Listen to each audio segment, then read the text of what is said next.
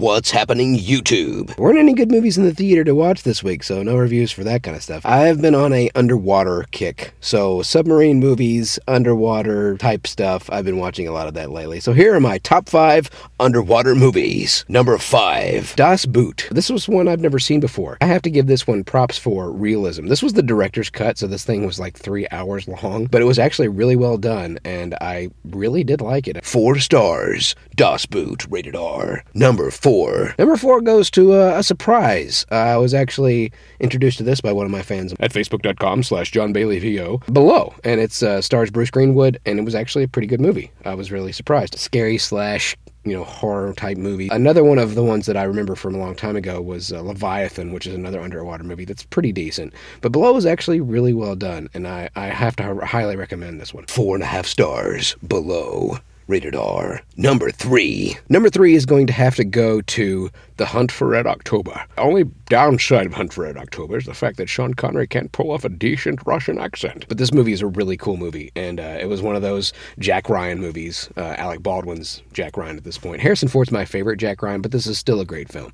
5 stars, The Hunt for Red October, rated PG. Number 2. So number 2 is one of my newest favorite. This one is one that I had never seen before. Crimson Tide is K-19 The Widowmaker done better. It's a great movie. I mean, Denzel Washington rocks this movie.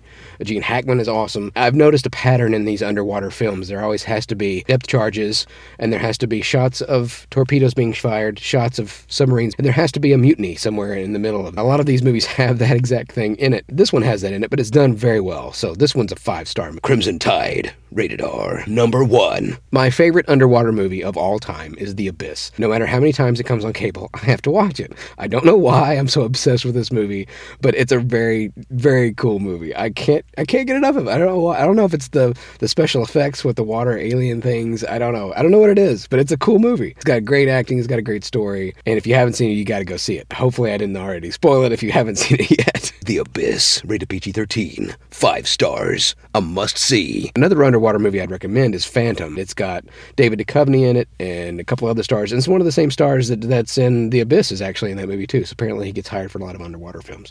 Now on Blu-ray and DVD. Since there was nothing good in the theater to review this week, I thought I'd show you my DVD pickup. I found the original Hobbit. It's not really a trilogy, even though it is 3 movies. It's The Lord of the Rings, Return of the King, and The Hobbit. Lord of the Rings has some elements from Two Towers in it, but this is the original animated version. Half of it's musical, and it's got the guy singing the story of Bilbo, the 9 Fingers, and the Ring of Doom. And it's got my favorite version of Gollum on here.